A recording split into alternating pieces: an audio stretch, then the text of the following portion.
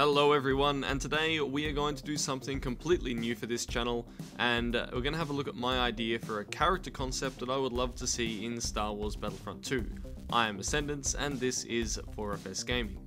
Now, we normally make videos that break down in detail aspects of video games to help you improve your gameplay, but in this video I am going to use that same knowledge to showcase a detailed and realistic character concept for a Clone Commando.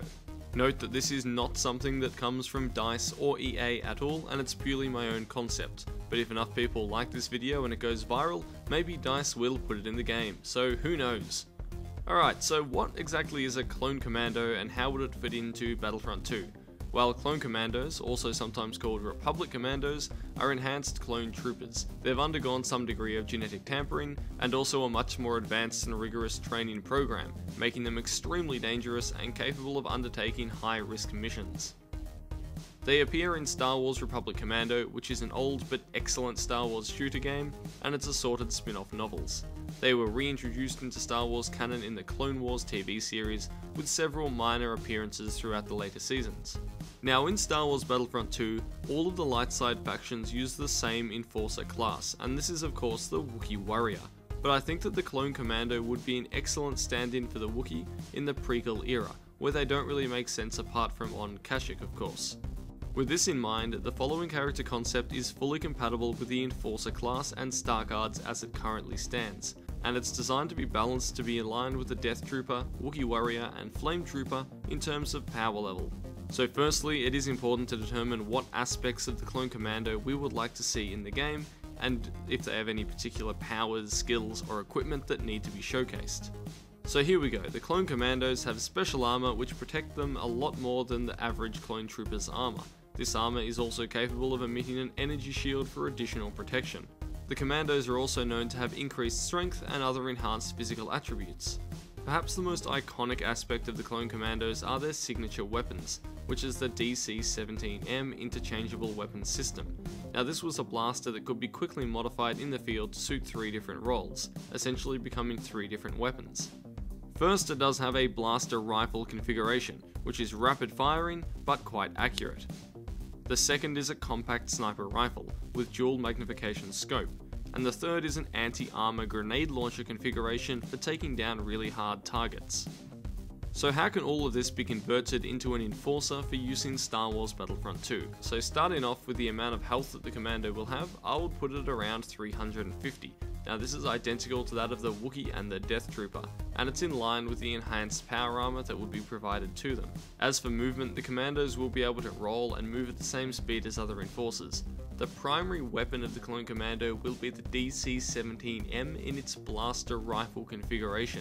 Now, this is going to be very similar to the TL-50 repeating blaster, but with considerably higher stability and a lot less spread, making it viable at longer ranges while maintaining a high fire rate, but low damage per bolt. It will of course be able to aim down sights like any normal rifle.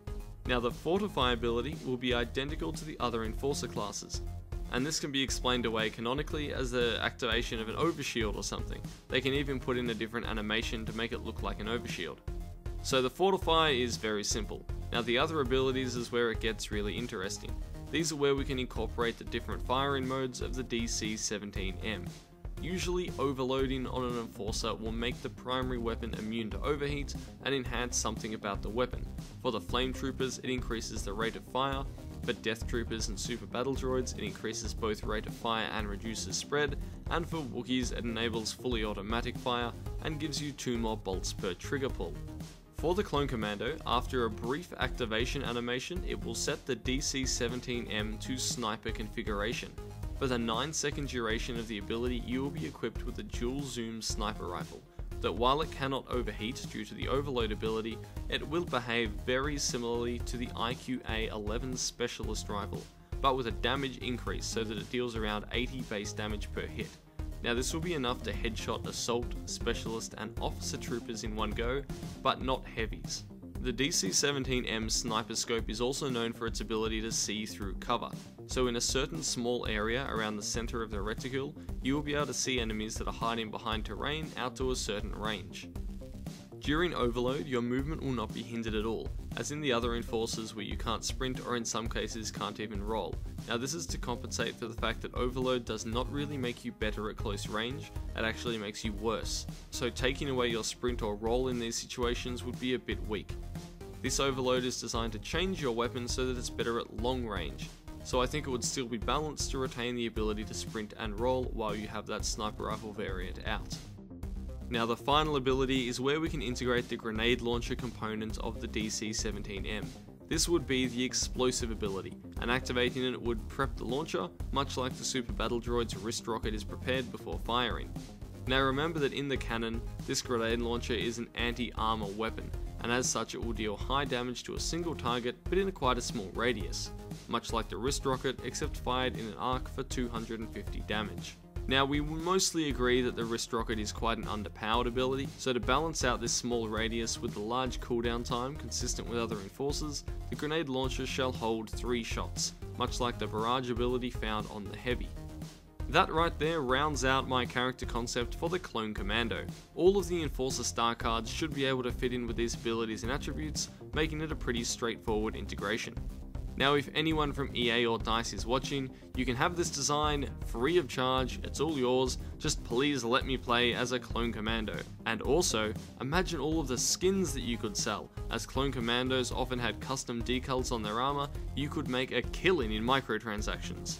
Now if you have any feedback or ideas of your own, please post them in the comments below, or better yet, join in our Discord server on the link below in the description and chat to us directly.